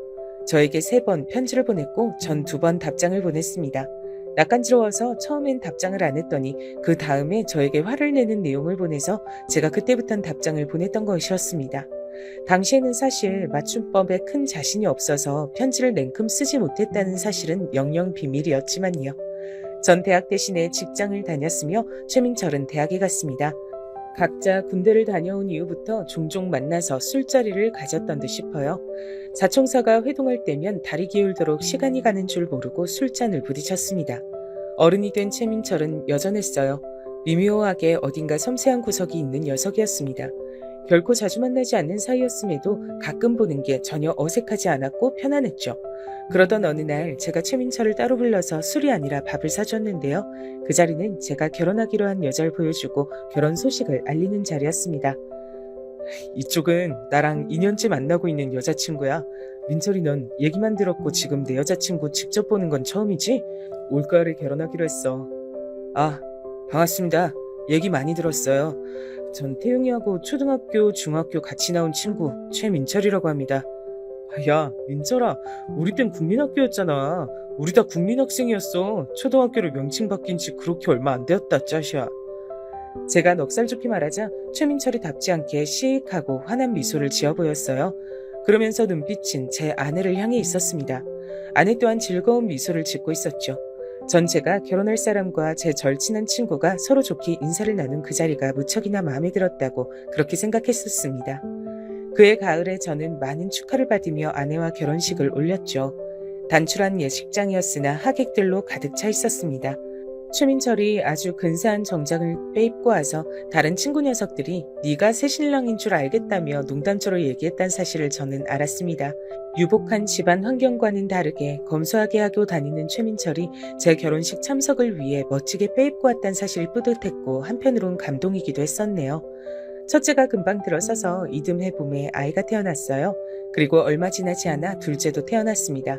둘 다 아들이었고 그래서 제 부모님께서 무척 좋아하셨어요. 한 가정의 가장이 된 것이 저는 가끔 실감이 나지 않았습니다. 생각보다 이른 나이에 결혼을 해서 그랬나 보더라고요. 저보다 1살이 어린 아내도 비슷하게 느꼈던 걸지 모릅니다. 내가 왜 이러고 살아야 돼? 애들도 내가 다 봐야 되고 집안일도 내가 다 해야 되고 심지어 나는 일까지 다니잖아. 그럼 대체 당신이 하는 건 뭐야? 나는 당신보다 일을 밖에서 더 오래 하고 그만큼 돈도 더 많이 벌잖아. 제발 그런 식으로 짜증내는 것 좀 그만해라. 듣는 사람이 얼마나 진이 빠지는 줄 알아? 짜증내는 것도 어디 한두 번이어야지 매일같이 들으니까 화병으로 돌아가실 것 같아. 화병이라 그랬어? 진짜로 화병 걸린 게 누군데? 왜 갑자기 그렇다고 소리를 질러? 애들 자잖아. 애들 곤히 자는데 당신은 소리 지르고 싶어? 집이 작으니까 그런 거야. 집만 컸어봐. 이 정도 소리 지른 것 가지고 애들이 자다가 듣고 깰까 봐서 걱정은 안 했을 거야. 우리는 대체 언제 아파트로 이사가? 우리 평생에 아파트라는 게 있을까? 아내의 짜증 그리고 불만은 점점 더 저를 숨막히게 만들었습니다. 또한 저는 아내와 있으면 자괴감이 들었어요. 세상에서 가장 못난 남자가 되는 것만 같았습니다. 심지어 아내는 본인의 기분이 안 좋을 때 그것을 아이들에게 풀어서 절 경악시켰습니다. 제가 목격한 것만 해도 벌써 수차례가 됐을 때 전 진지하게 이혼을 고려하기 시작했어요. 이런 고민과 고충을 제가 회사 사람들과 나눌 것은 아니었기에 당연히 제 가까운 친구들과 나눴습니다. 특히 저와 잘 통하는 최민철에게 말입니다. 이혼이 좋은 글씨라 여겨진 것도 옛날 일이야. 이젠 남자뿐만 아니라 여자도 이혼이 절대 흠잡힐 과거가 아닌 세상이 되고 있잖아. 애들 생각해서라도 난 두 사람이 이혼하는 거 아주 괜찮다고 봐. 애들을 최우선으로 위해야지. 부모가 싸우고 사이 안 좋은 것만 보고 자란 애들이 얼마나 정서적으로 불안하겠어. 저도 제 자식들이 걱정이었습니다. 점차 자기 엄마를 무서워하고 눈치를 보고 제가 집에 오면 안심이 된다는 표정을 짓는 제 자식들을 보며 가슴이 무너져 내렸습니다. 더군다나 제 부모님과 아내가 몇 번 크게 싸우기까지 했어요. 더 이상은 부부관계를 유지하기 힘들다는 판단이 섰고 아내와 결국 갈라서게 됐습니다. 처가 식구들도 이혼을 반겼으며 두 아들은 제가 키운다 그랬더니 그것만은 아쉬워하는 눈치였죠. 아내는 자기 자식들을 뒤로한 채 살았습니다. 왜냐면 이혼한 후로 전혀 왕래가 없었기 때문입니다. 아이들은 엄마가 우리를 찾지 않는다고 생각하며 우울해했고 한편으론 그럴 거라 예상했단 반응을 보여 제 마음을 아프게 만들었어요. 이혼한 아내가 제 연락을 철저히 피하는 것인지 도통 연락이 안 돼서 간신히 처가 식구들을 통해 아주 가끔씩 아이들의 소식을 전하는 게 전부였습니다. 그렇게 시간이 좀 더 흘렀는데 두 아들이 다 학교를 다니면서부터 제가 생각이 많아졌죠. 제 부모님은 저에게 재혼을 하라고 하셨으나 저는 자식들이 우선이었기에 혹시라도 제 자식들이 불편해하는 상황이 벌어질까봐 재혼이 망설여졌어요. 그러다가 용기를 내서 이혼한 아내를 찾아갔습니다. 애들 문제를 같이 상의하고 싶었고 만약에 가능하다면 재결합이라는 것도 염두에 두고 있었어요. 하지만 어렵사리 찾아간 처가에서 저는 청천벽력 같은 비보를 접했습니다. 네? 그게 무슨 말씀이십니까? 장모님, 애들 엄마가 죽었다뇨. 이미 이 세상 사람이 아닌 지가 오래라뇨. 이복의 권서방, 부끄러운 얘기지만 우리 딸은 새로 사귄 남자친구와 잘 지내고 그날도 데이트하러 나갔다가 불의의 사고를 당해서 명을 달리했어. 죽기 전에 간신히 유언을 남겼는데 절대로 자네하고 애들한텐 비밀로 해달라고 했지. 화장을 해서 우리 딸이 좋아하는 남해 바다에 보내줬으니 자유롭게 바닷바람 타고 여행 중일 거야. 장모님의 말씀을 들으며 전 충격 속에 휘청거렸습니다. 이미 죽은 사람이었다니 믿어지지가 않았어요. 장모님을 비롯한 처가 식구들은 모두 입을 모아 저에게 절 보는 것이 괴로우니까 앞으로 나타나지 말아달라 그랬습니다. 다만 애들 소식만은 1년에 2번 정도 전해달라고 부탁을 남겼어요. 거절할 도리가 없어서 그저 알겠다고 했습니다. 애들에겐 엄마가 아주 멀리 여행을 갔다고 전했는데요. 시간이 지나면서 애들이 자연스럽게 그 의미를 알게 되더라고요. 그게 너무 슬펐습니다. 더욱 꿋꿋하게 두 아들을 부족함 없이 키워내리라 다짐했어요. 열심히 일상을 살아나갔습니다. 힘들고 지치는 날들이 많았으나 가끔씩 오래된 친구들을 만나며 부딪히는 술잔 속에서 시름도 함께 날려버리곤 했죠. 친구 녀석들은 다 여전했습니다. 그리고 저희끼리 놀라면서 실망하면서 동시에 수긍을 했던 것 한 가진 최민철이 저희 몰래 결혼을 했단 사실이었습니다. 아무에게도 알리지 않고 슬그머니 결혼을 해서 가정을 꾸렸더라고요. 부끄럽고 멋쩍어서 비밀 결혼식을 올렸다는 최민철의 변명은 그 녀석 나와서 왠지 그 앞에 대고 진지하게 화를 내기도 어려웠답니다. 최민철이 결혼한 여자가 어디 사는 누구인지 어떻게 생겼는지 아무도 정확히 몰랐어요. 하지만 아주 가끔씩 만나서 대화를 나눌 때면 결혼 생활에 만족하는 듯한 모습을 보였기에 전 최민철이 잘 살고 있다는 확신을 가지고 있었답니다. 다행이라고 생각했죠.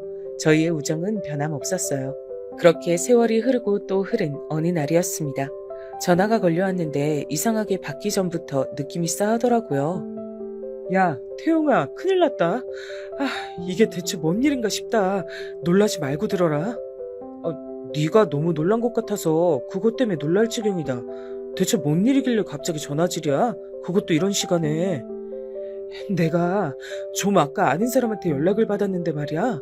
자기 지인이 교통사고로 죽어서 장례식장 갔는데 주변에서 이런저런 얘기가 들려오더라네. 그러면서 죽은 지인이 옛날에 살았던 곳, 나왔다던 학교 그런 얘기를 들었는데 갑자기 내가 떠오르더래. 그러면서 나한테 궁금해진 게 있어서 연락을 했다고 하면서 나보고 혹시 최민철을 아냐고 묻는 거야. 뭐라고? 야, 임마, 너 지금 뭐라 그런 거야? 최민철이라니. 우리가 아는 그 최민철을 말하는 거야? 그렇다면 설마... 그래, 혹시나 해서 내가 사진 받아봤는데 맞더라. 태용아, 이거 어떡하냐? 민철이가 죽었댄다. 교통사고로 세상 떠나서 지금 장례식 중이라는데 너무 경험 없고 당황스럽지만 우리 가봐야 되지 않겠냐? 당연하지. 그걸 말이라고 하냐? 친구가 죽었는데 안 가본 그런 정신 나가고 의리 없는 미친놈도 세상에 있다냐? 당장 장례식장 어딘지 주소 보내줘. 지금 당장 가봐야겠어. 말도 안 되는 일이었습니다. 최민철, 그 녀석이 세상을 떠나다니요. 교통사고로 갑자기 죽었단 얘기에 너무나도 허무한 기분이 들었고 워낙 정신이 없는 상황이라 오랜 친구인 저한테까지 연락이 돌지 못한 모양이었습니다. 그때는 그렇게밖엔 생각이 안 됐습니다. 부랴부랴 옷을 갈아입고 장례식장으로 향했습니다. 늦은 밤중이라 길도 안 막혔고 전 착착한 마음을 담아 엑셀을 거세게 밟았습니다. 순식간에 도착해버린 장례식장은 최민철이 산다는 지역에 있었습니다. 생각해보니까 최민철이 제가 사는 곳으로 종종 놀러와서 만났었지 제가 가본 기억은 없었습니다. 단 한 번도 말입니다. 그런 것마저 최민철이란 사람이 지닌 특색이었습니다. 쉽게 보이는 것 같으면서도 어딘가 오리무중인 사람이었어요. 마치 안개 속에 들이운 햇빛 같은 사람이었다고 생각합니다. 분명한 햇빛, 그러나 뇌를 째는 곳은 안개 속이었던 거죠. 이렇게 갑자기 허망하게 떠나다니. 기가 막히면서도 호련히 떠나버린 게 정말 너답다는 생각이 들어서 씁쓸한 미소가 지어진다. 민철아, 너 정말 떠난 거냐? 왜 갑자기 우리가 처음 만났던 네가 전화고 오던 그날이 생생하게 떠오르는지 모르겠다. 이런 운명이 기다릴 줄 알았다면 우리가 그 시절에 생각 없이 해맑기만 할 수 있었을까? 저는 장례식장에 도착해서 막상 쉽게 떨어지지 않는 제 발치를 내려다보며 잠시간 상념에 잠겨들었습니다. 조용히 미리 애도를 표했습니다. 그리고 심호흡을 크게 한 채로 장례식장 안에 들어섰어요. 어느 쪽으로 가야 하는지 따로 확인할 필요가 없었습니다. 장례식장 내부에서 입구와 가장 가까운 쪽이었기 때문입니다. 들어서자마자 몇 번 두리번거린 다음 곧바로 시선 끝에 걸리는 최민철의 영정사진을 발견할 수 있었어요. 심장이 철렁 내려앉았습니다. 정말이었습니다. 정말로 제 친구 최민철이었습니다. 그 최민철이 죽어서 장례식의 주인공이 된 참이었습니다. 참담한 심정으로 비틀거리며 그쪽으로 다가갔어요. 늦은 시각 장례식장은 적당히 고요했고 얼마 없는 조문객들이 작은 목소리로 대화를 나누고 있었습니다. 그리고 저는 영정 바로 근처에 주저앉은 자세로 초췌한 얼굴을 한 채 꼬박꼬박 졸고 있는 여자를 볼 수 있었어요. 아주 잠깐 졸고 만 것이었던 건지 금세 정신을 차리고서 고개를 들다 저를 발견하더군요. 눈이 마주친 건 아니었고 절 슬쩍 보자마자 그 여자가 힘겨운 한숨을 쉬며 몸을 일으키더니 이렇게 말했습니다. 저희 남편의 마지막 가는 길을 보러 오셨군요. 와주셔서 감사합니다. 늦은 시각인데. 조금 전부터 이상한 기시감에 휩싸여 있던 전 얼어붙어 있다가 목소리를 듣자마자 등줄기에 소름이 확 돋아났습니다. 고개를 조금 숙이며 그렇게 인사를 하더니 천천히 시선을 올려 저와 눈을 맞추던 그 초췌한 얼굴을 정면으로 확인했어요. 죽은 사람의 얼굴이 그곳에 있었습니다. 어떡해? 말도 안 돼. 이럴 수가. 왜? 어떡해? 아니, 정확히는 죽은 줄로만 알았던 사람의 얼굴이었습니다. 귀에 익은 목소리를 가진 그 여잔 바로 제가 지난 세월 죽었다고 믿으며 살아왔던 이혼한 저의 전 아내였기 때문입니다. 몸을 바들바들 떨며 절 바라보더니 이내 고개를 휙 돌리더군요. 그제서야 전 정신이 들었습니다. 당신이 왜 여기 있어? 당신 죽은 거 아니었어? 내가 분명히 그렇게 들었는데. 그래서 지금까지 단 한 번도 그 사실을 의심하지 않았고 당신 찾으려고 하지도 않았었는데. 왜냐면 죽었으니까. 분명히 그랬으니까. 근데 왜 살아있어? 그리고 왜 여기 있어? 저는 순식간에 핏발이 선 눈으로 최민철의 영정사진을 바라봤습니다. 어느새 전 끔찍한 배신자를 바라보는 눈빛으로 영정사진을 응시하고 있었습니다. 그때 전 아내가 다리에 힘이 풀린 채로 털썩 주저앉았습니다. 소란이 일어난 것에 다들 이쪽을 기웃거리며 다가오기 시작했어요. 대답해. 뭐라고 말이라도 해봐. 그게... 아니, 나는 대체 당신이 여길 어떻게 왔는지 분명히 연락을 안 했을 텐데. 연락이 안 가도록 분명히 해놨을 텐데. 근데 어떻게? 지금 그게 중요해? 그런 게 더 중요하단 말이지? 아, 그래, 그렇구나. 당신이 내 친구 최민철의 부인이구나. 그런 거구나. 날 속인 거였구나. 그동안 그 긴 세월 동안 내 전 부인인 당신과 내 친구 최민철이 작당을 하고 날 기만해온 거였구나. 아, 이제야 알겠네. 어쩔 수 없었어. 밝혔다간 괜히 당신과의 우정만 깨진다고 그 사람이 숨기자 그랬어. 비밀로 하자 그랬어. 나도 동의를 했고. 그리고 그 잘나신 처가 당신네 집안 식구들도 전부 동의를 하셨다. 모두가 짜고 치면서 날 속이고 바보로 만드셨다. 이 소리지 결국은. 어쩔 수 없었다고 하잖아. 이미 벌어진 일이고 시간이 많이 흘렀어. 이제 와서 그렇게 따지고 들지 마. 이미 벌어진 일? 시간이 많이 흐른 일? 정말 그렇게 생각해서 아무렇지도 않고 떳떳하다면 왜 나에게 민철이 녀석의 부고를 알리지 않은 건데? 인생 살면서 장례식보다 중하게 챙겨야 하는 경조사도 있나 보지? 이토록 중요한 얘기를 나한테 하지 않았다고? 떳떳하지 않으니까 숨긴 거 아니야. 그래서 끝까지 날 기만한 거 아니냐고? 내가 묻잖아 지금. 맞아. 당신 말대로 그래, 떳떳하지 못했어. 근데 뭐? 어쩔 건데? 그래서 당신이 지금에 와서 뭘 어쩔 건데? 뭘 할 수 있는데? 제 자식들의 엄마이자 전 아내였던 여자가 악에 받쳐 소리를 질렀습니다. 한때 부부로 살아본 제가 확신할 수 있었던 건 그 순간에 그 여자가 사실은 두려움과 당혹스러움에 질려있던 사실이었습니다. 정말로 떳떳하지 못했고 절 장례식장에서 마주칠 줄은 꿈에서조차 상상한 적 없단 증거이기도 했습니다. 꼬리가 길면 밟히는 법인데도 말입니다. 대단하다 싶었네요. 다들 웅성웅성거리는 중이었고 그때 몰려든 사람들 사이로 얼굴을 들이민 녀석들이 있었습니다. 제 오랜 친구들이었죠. 뭐야, 대체 뭔 일이길래 이러고 있어? 야, 태용아, 권태용, 우리 왔다 임마. 민철이 장례식장에서 이게 뭔 소란인지 네가 얼른 우리한테 설명 좀 해줘라. 어라? 잠깐만, 저기 누구야? 내가 지금 정신이 없어서 헛걸보나? 저에게 상황 설명을 요구하던 친구 녀석이 눈을 비비기 시작했습니다. 그도 그럴 것이 최민철의 장례식장인데 죽었다고 알고 있는 저의 전 아내가 보였으니까요. 눈을 의심할 수밖에 없었던 거죠. 이내 녀석들은 경악에 차서 저와 전 아내를 번갈아 쳐다봤습니다. 제가 딱 한마디 해줬죠. 지금 머릿속에서 떠올린 그 최악의 가정이 맞아. 너희들이 생각한 최악의 시나리오, 그게 바로 지금 이 상황이야. 친구 녀석들은 난리가 났죠. 미친 거 아니냐면서, 세상 천지에 어떻게 이런 일이 다 있냐면서 전 아내를 향해 비난을 쏟아냈습니다. 최민철이 훨씬 더 잘 살아서 돈을 쫓아 그런 거냐며 직설적인 비난도 튀어나왔고요. 더 나은 남자, 더 마음에 드는 남자를 따라간 게 그렇게 큰 대역죄라도 되나요? 다들 너무들 하시네요. 어쨌든 이곳은 죽은 사람 애도하고 경건하게 보내기 위한 곳이에요. 잘잘못을 따지는 자리가 아니라고요. 전 아내가 그렇게 외쳤을 때 전 더 이상 참지 못하고 최민철의 영정사진을 집어다가 그대로 바닥에 내리꽂았습니다. 전 아내가 비명을 질러댔고 다들 난리가 났어요. 바로 그때 최민철의 모친께서 오셨습니다. 댁에 다녀온 건지 쇼핑백을 들고 계셨죠. 그리고 반대편 손엔 누군가의 손을 쥐고 계셨고요. 최민철의 모친과 손을 잡고 함께 온 사람은 놀란 얼굴로 떨리는 목소리를 냈습니다. 엄마, 이게 무슨 상황이에요? 저분은 누구세요? 우리 아빠 조문하러 오신 분 아니에요? 근데 이게 뭐 어떻게 된 일이에요? 우리 아빠 영정사진은 왜 내팽개치신 건데요? 그 사람은 바로 전 아내와 최민철 사이에서 난 딸이었습니다.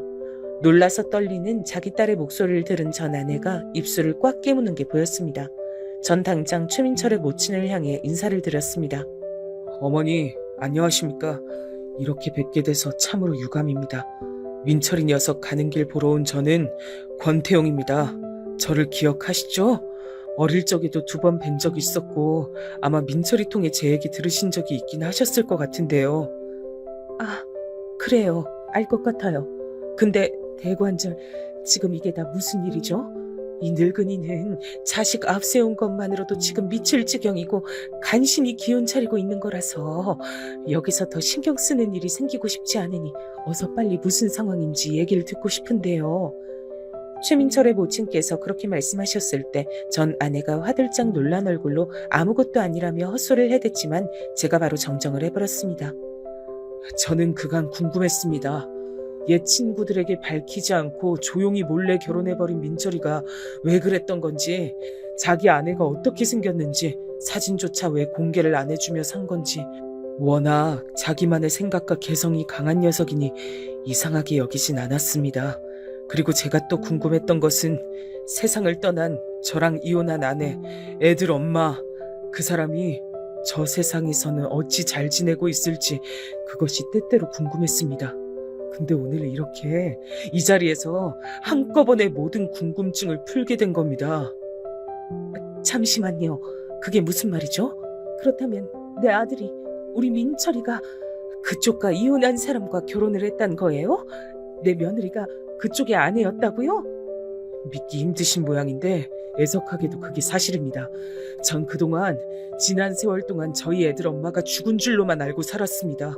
처가 식구들이 그렇게 한 목소리를 냈었기에 의심조차 한 적이 없었죠. 민철이는 아주 가끔씩 절 만났습니다. 함께 소주를 기울였고 사는 얘기를 나눴습니다. 각자의 자식 얘기도 허심탄회하게 나눴고요.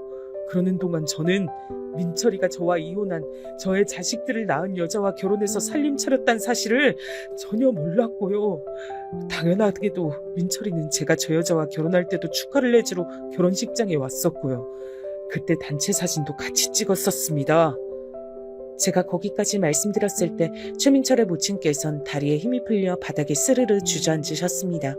전 아내가 최민철과의 사이에서 낳은 딸은 이 모든 사실을 받아들이기 힘든지 멍한 표정만 짓고 있었어요.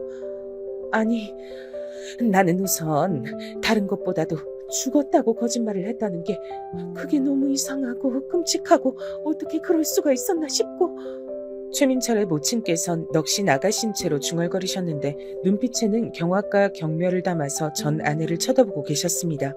전 아내는 계속해서 고개를 저으며 일부러 그런 건 아니었으며 잘못하지 않았다고 결백을 주장해댔습니다. 저는 진짜 사랑을 찾아서 재혼을 했을 뿐이에요. 어머님, 믿어주세요. 진짜 사랑. 그래, 그렇다고 쳐. 하지만 사람을 기만하고 바보 만든 거, 그건 어떻게 해명할 건데? 그리고 당신이 낳은 아들들은 나는 속이고 기만하고 농락할 수 있었어도 자기 자식들한텐 그러지 말았어야지. 전 아내에게 다른 자식들이 있다는 얘기를 들은 최민철의 모친께선 현기증을 일으키셨고 신음하며 괴로운 숨결을 토하셨습니다. 옆에선 최민철의 딸은 모든 전말을 이해하고서 충격에 빠진 채로 그저 전 아내만 쳐다보고 있었어요. 전 아내는 눈물을 뚝뚝 흘리며 그제서야 가장 본심에 가까운 고백을 꺼내들었습니다. 날 행복하게 해줄 자신 있다 그랬어. 권태용하고 이제 그만 살고 자기하고 최민철하고 같이 살아달라고 나한테 적극적으로 마음을 보여준 사람이었어. 그래서 당신하고 이혼했던 거야. 두 사람이 부부였다는 충격적인 사실을 알게 된 직후부터 왠지 모르게 그런 예감이 들더니 역시나였습니다. 어쩌다가 눈이 맞아서 결혼까지 하게 됐던 게 아니라 저와의 이혼 이전부터 작정을 한 것이었기 때문에 계속해서 떳떳하지가 못했던 겁니다. 최민철이 제 등에다가 그런 비수를 꽂았다니 배신감으로 눈물이 흘렀습니다. 그런데 친정 식구들이 재혼은 적극 찬성이지만 비난받을까봐 걱정이라고, 당신이 회방 놓을까봐 그것도 걱정된다고, 차라리 내가 죽었다고 당신한테 거짓말을 하겠다고 그러더라. 나는 설마 그런 게 통할까 싶어서 반대했는데 이미 친정 식구들이 당신한테 거짓말한 뒤였어. 그리고 민철 오빠도 그 거짓말에 동의를 했어. 그래야 당신과의 우정을 깨지 않고 지낼 수 있다면서. 우리는 나름 노력한 거야. 당신에게 딱히 큰 죄를 지었다고 생각하지 않아. 이미 어쩔 수 없어진 일이었으니까. 이미 우정은 애저녁에 깨진 거였는데 그런 소리를 짓거렸다고? 어처구니가 없다. 큰 죄를 지었다고 생각하지 않는다니. 글쎄, 그렇게 못된 마음을 먹었으니까 알아서 하늘이 단죄를 내려줬구나 싶네.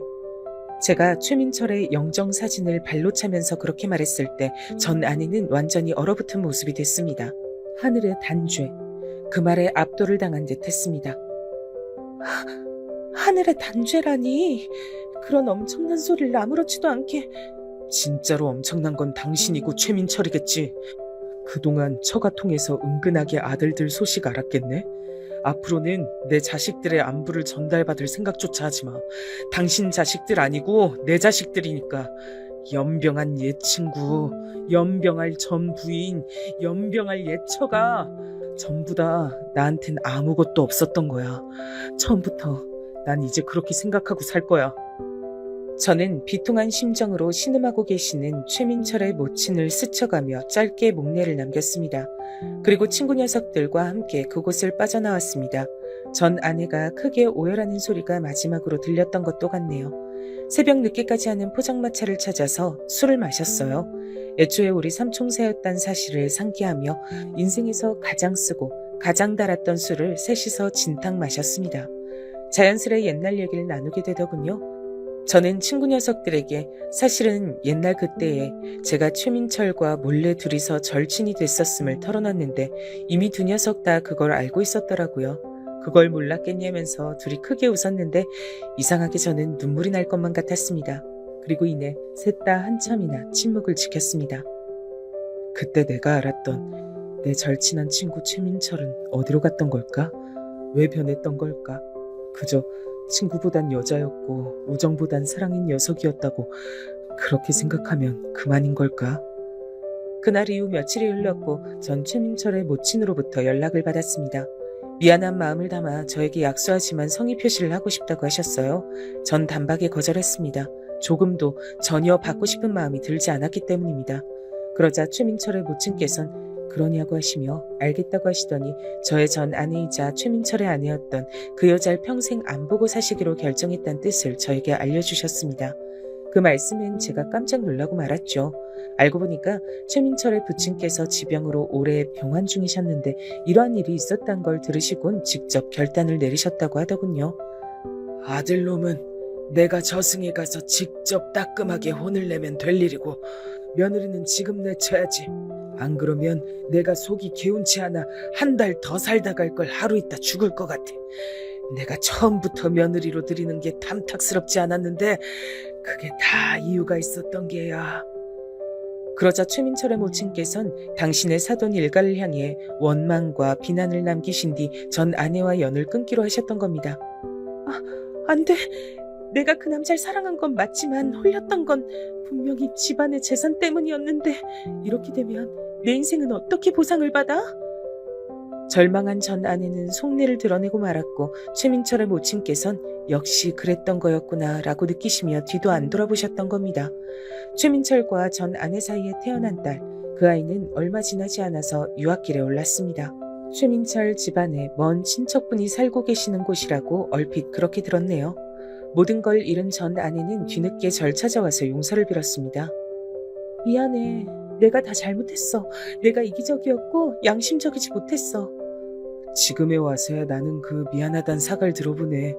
사과를 참 빨리도 한다. 이미 늦었어. 소용없으니까 그냥 돌아가. 나한테 그랬었지? 자기는 기만하더라도 자식들은 기만하면 안 되는 거였다고. 그래, 당신 말대로야. 생각하고 곱씹을수록 당신이 한 소리가 맞더라. 그래서 나도 똑같이 돌려주고 싶어졌어. 당신 혼자만 생각해서 날 밀어내면 안 돼. 애들한테도 물어봐야지. 내 이야기 솔직하게 들려주고 내가 살아있다고 알려야지. 애들에게 선택지도 주지 않고서 어떻게 당신 혼자 독단적으로 날 모른 척 밀어내겠단 거야? 당신 인생에서 내가 존재하지 않았던 여자라고 그렇게 친다고 한들 내가 애들 엄마란 사실이 사라져? 절대 아니야. 전 아내가 이를 갈며 그렇게 말했을 때 저는 호탕하게 웃음을 터뜨렸습니다. 이렇듯 뻔뻔한 사람이니까 제 친구와 눈이 맞아서 거짓말까지 해가며 살았던 거겠죠. 저에게 진심으로 미안한 것 같지도 않아 보였습니다. 저는 전 아내에게 이미 자식들이 그 사실을 알고 있으며 자기 엄마를 절대 보고 싶어 하지 않는다는 얘기를 전해줬어요. 전 이미 제 아들들에게 최민철의 장례식장에서 있었던 일을 싹 다 전해준 바였습니다. 전 아내의 말 맞다나 저는 아들들을 속이고 싶지도 않았고 선택지 또한 주고 싶었기 때문이에요. 혹시나 자기 친엄마를 아들들이 애틋하게 여겨서 보고 싶어하면 어쩌나 싶었는데 아니었습니다. 둘 다 똑같이 단호했어요. 지난 긴 세월 동안 죽은 것처럼 하고 살아온 친엄마라면 지금까지 그랬던 것처럼 존재하지 않는다고 생각하며 사는 편이 더 낫다고 여겼습니다. 또한 제가 처가 식구들을 향해서 분노했듯이 아들들도 거짓말로 일관한 그 사람들과 앞으로 연을 끊고 싶다 그랬습니다.